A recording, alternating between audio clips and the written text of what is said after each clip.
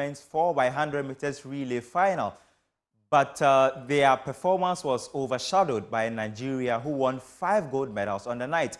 Muftau Nabila Abdullahi was there and reports.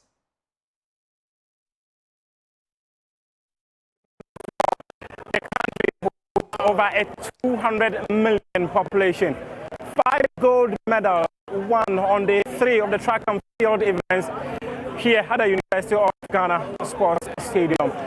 In the mixed 4x100, they won it. In the 4x100 men, they won gold. In the 4x100 women, they won gold. In the 400 meters, they won gold. And what a day for Nigeria. Quite unfortunate for its rivals, Ghana. The country was disappointed by the fact that its medal hopefuls, unfortunately, could not lay its hands on gold. Samankwa was one person who had been quite dominant during the heat and semi-final in the 800 meters, but he was not able to finish in the podium. For the men's 4x100, they finished second. What a photo finish that was. Nigeria, previous champions of this competition or of this race. A country Ghana dethroned 5 years ago has come back to lift its gold medal. And also for the women 4x1, Ghana was able to finish third and walked away with a bronze medal. Well, it is a night that Nigerians will celebrate, but a night that Ghana would have wished that the country did better as host of the African Games. Muftau Nabila Abdullahi, Joy Sports. Let's check out how Ghana narrowly missed out on a gold medal in the men's 4x100 meters relay final after finishing second with a time of 38.43 seconds, just 0.02 behind eventual winners, Nigeria.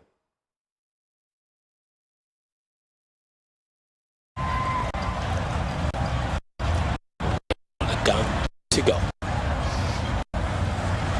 The final of the men's 4x100 meter relay.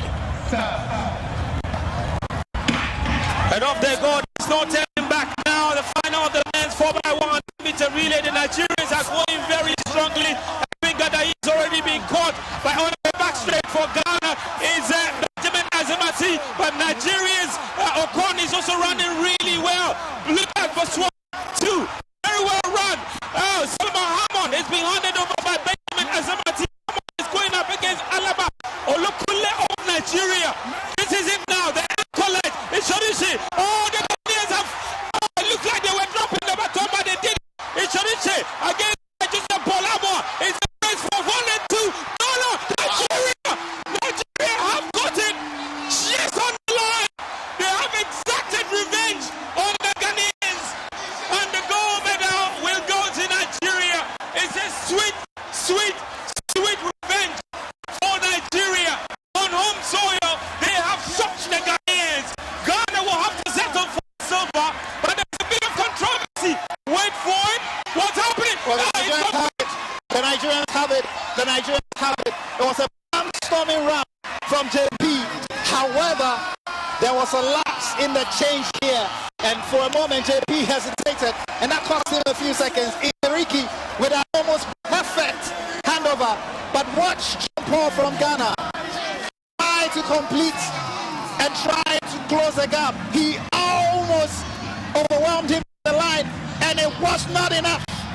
In microseconds and by milliseconds, I should say, the Nigerians have it. And just look at Oshiriki, focused, moving towards the line. He saw the Ghanaian at the corner of his eye, but he just focused on his race with every sinew of energy that he had within him. He took towards the line. And he fell And he fell in the process. He had to That's dip. just how determined he was. He had to dip. And at the finish of the race, he wasn't even sure whether he had done enough to win it because of the sheer acceleration that the Ghanaian came into the Nigeria race with. finally have their revenge. Sweet.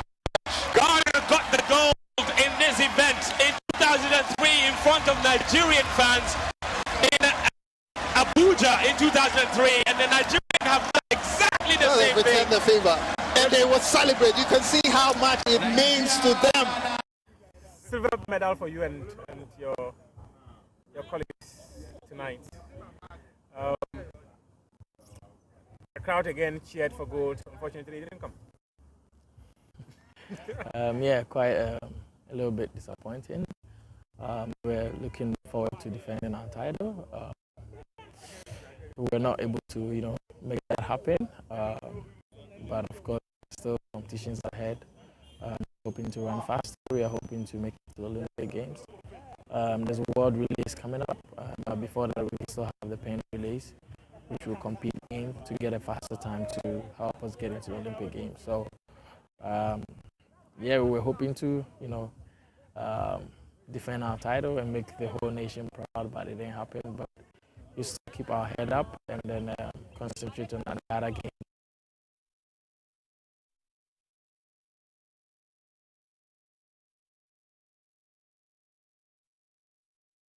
So gold for Nigeria and then silver for Ghana. To the women's event, Ghana's female sprint quartet also finished third to win bronze in the 4x100 meters relay final. Let's check out the highlights.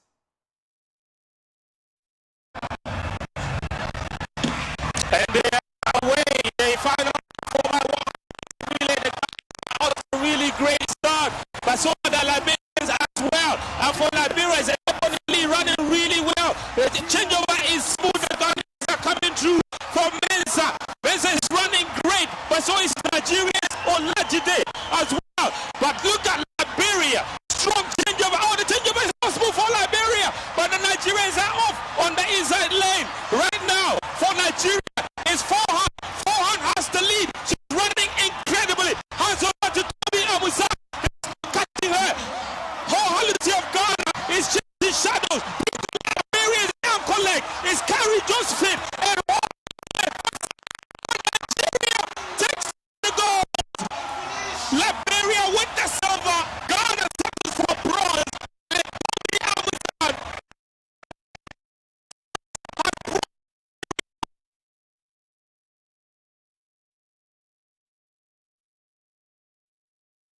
after an individual gold medal in the 100-meter hurdle. She's anchored Nigeria home, aptly named Toby Express, and she has brought them home. That is world-class running. But for the Ghanaians, this is Patty Poopin at his best. And he's, it all came down to the smoothness of the Nigerian transitions and how they finished this. When Toby got this battle, there was no doubt who was going to win this race. Simply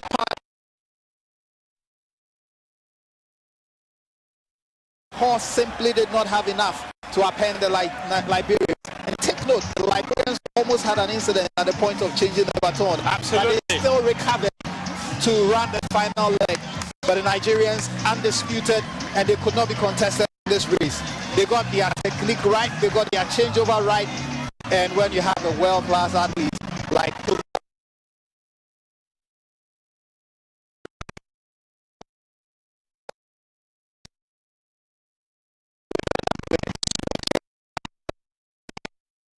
Nigerians, Ghana have to settle for bronze, but Liberia. Now, Ghana's representative in the 800 meters final, Alex Amankwa, was unsuccessful in his attempt to win a medal for the country. The middle distance runner ended the race in 5th. Highlights for you. Kari Ahmed Saif, not expected to be in among the gold winners, but you can never tell in the final. And they're off the final of the men's 800 meters. This is going to get really frantic very, very shortly. This is a test of true endurance and speed. The 800 meters is what they call it. It's the best test of both speed and endurance. It is the Botswanan Nkape Tubo who's taking an early lead, but look at the Ugandan as well. The Ugandan champion Tom Rodriga is coming on the inside. As they approach the bend in the first 300, coming onto the home straight of the first 400 meters, is the Botswanan in the slight lead. The two Kenyans are also battling their way onto the front. The Ghanaian is in the middle, but look at Nabil Osama as they hear the bell. Nabil Osama is coming out really strongly as well. He's a bronze medalist from 4 or 5 years ago in Rabat. So he's not going to stand and watch the Moroccan, but it's still the Botswanan Petumo in the lead at the moment. Look at the Ugandan, he's keeping up as well. Riga Tom. The Ingrid here, look at the two Kenyans kicking really early. Chemenegwa alongside Kipetich. Kipetich is going really strong, but that is the Ugandan, the Riga Tom, who is going really strongly on the inside lane. But yet again, Kipetich is kicking really strongly. Kipetich is above everyone, but his countryman is coming, Chemenegwa. Oh, what is it? Chemenegwa against Kipetich.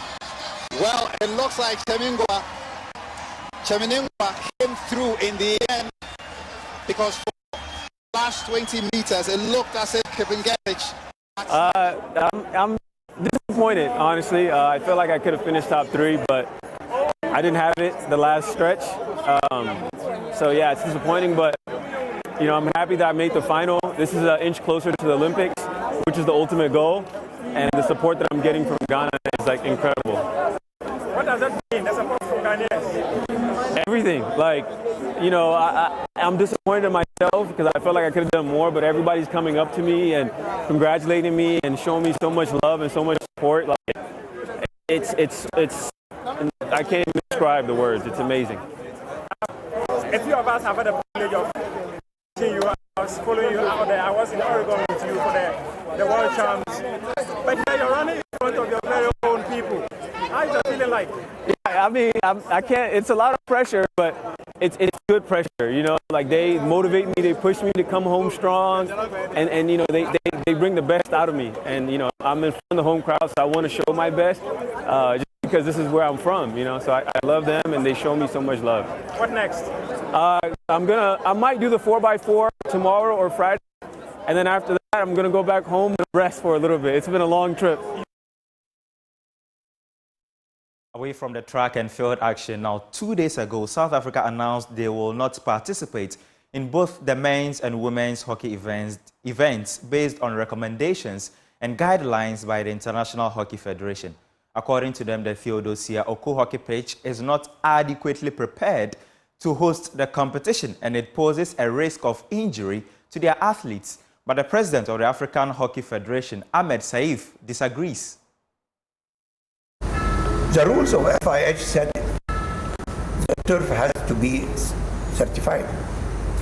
Yes, for qualifying tournament, and this tournament is not qualifying, as we had our qualifying tournament some months ago.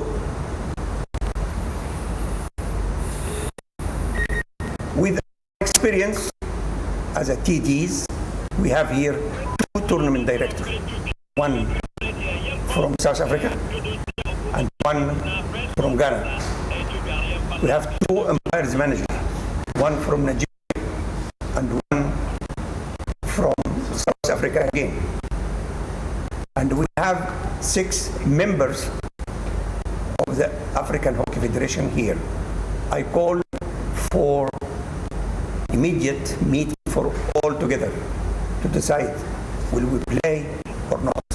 Actually, no one make any objection against the turf. We said we can play on it. We came to play hockey, not to look for a reason not to play. And we decide to start our technical meeting, and South African team managers, both men and women, did not show up. Me as a president of Africa, COO, we have received email from Johannesburg, from SAHA headquarters, that the 2 teams want to withdraw. What is the procedure to withdraw? Because they said the turf will be not ready on 17th. They came 2 days before, took some pictures here, and he said it's impossible to be finished on 17th. As the African Hockey Federation and tournament director, we did not see the team managers. They did not came to discuss the matter with us. They did not came to show us their concern. They took their decision from their heads, which not affect us any centimeter. There was, and we are here. The turf in front of you. We played 6 matches, 3 yesterday, 3. Meanwhile, representatives of the various countries participating at the continental event have commended the government for what they describe as a good organization of the competition. Now, despite encountering challenges, they believe Ghana found a way to make the games a successful one. Here's more.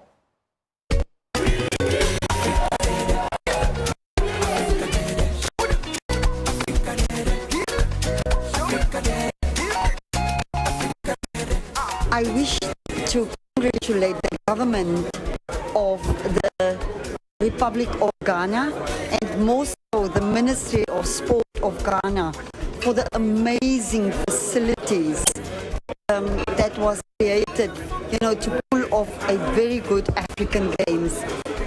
We saw all facilities, and these facilities is raising the profile of sport in this country to another level. Thank you, God, for your hospitality, and thank you for giving our athletes the opportunity to bring the best of sport to West Africa. I really commend the government able to build this stadium, the one here and the one in Fatima. And with these facilities I've seen, I think Ghana, we can host any game. And we hope this will go on for a long time. Because now, most of the countries who came and ran this field, they are very impressed. They are very impressed of the facilities we have here. This is the first time to see something well organized and successful, and really admire what's going on here. We don't see any problem for us. We are home. We thank the Minister of Sports for his effort. I know that he's not sleeping day and night, for sure. We have experience before in that, and wish him all success. Let me tell you, if I would like to, of course, to thank His Excellency, the President of the State, President Nana Akufo-Addo, for his commitment. Excellency met with us in 2 months 5 times, which means that he cares for very simple details. And without his efforts, it would never be a games, because it was some turbulence. But at the end of the day, His Excellency came to Addis Ababa with Mr. Musa Faki, the chairperson of the African Union, with myself. I was already there. And then we were supposed to have the games last year, but for the finalizing all the sports facilities, which is wonderful now, we had to postpone it until this date. And thanks God, we have calmed down now. So I am very proud that Ghana could be able to do that. Thanks to all of them. Thanks to the Prime Minister and all his people. Thanks to the Ministry of Youth and Sport, my dear son, Mr. Mustafa, as I call him always, because he's always calling me father. And then I thank each and every one. I thank Dr. Kawaku Afuso Asari, the chairperson of the LOC, and each and every one has done and give a great effort for having the games like it is. We end with some community football, where Joma Smart Football Club won the maiden edition of Arsenal star Eddie Nketiah's Foundation Cup after beating Strong Heroes Academy in the final. Lawrence Bade was there and filed this report.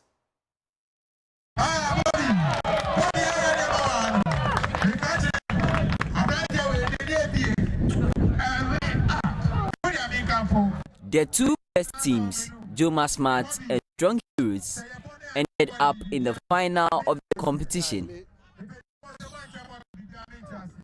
Both had to ease past formidable opponents, including Hayat Academy, Aboma, Mercury Academy, and Vasajan at the group stages. But the final had one winner, Joma Smart, who scored a second half goal to emerge champions.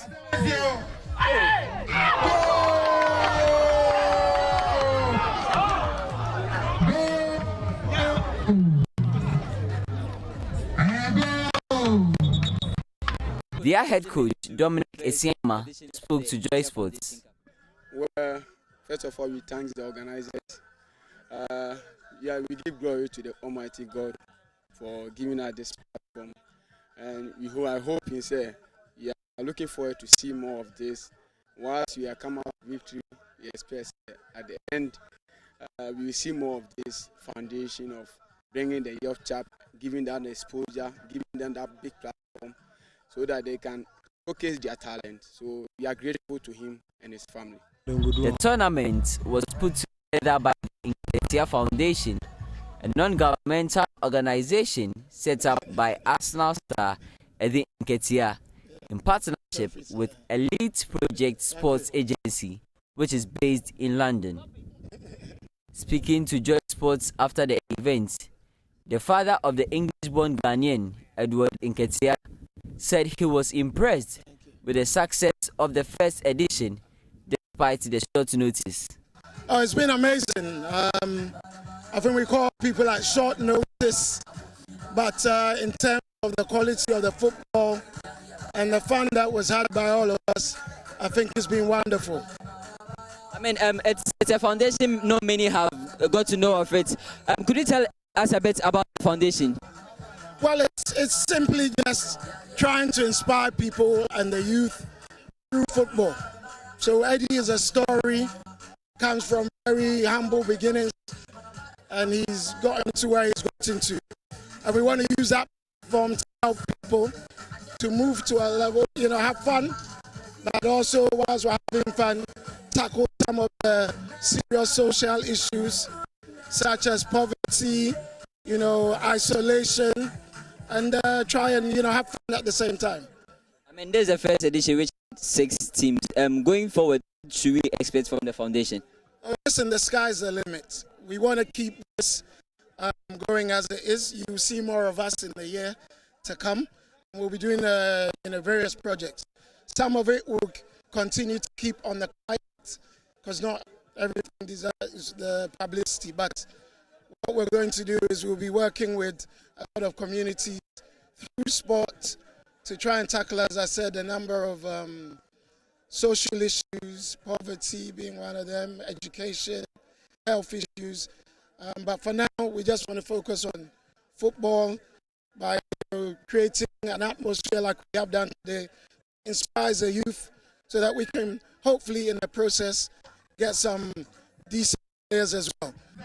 Each participating team walked home with the first prize, as well as football, while the top 3 teams got medals in addition.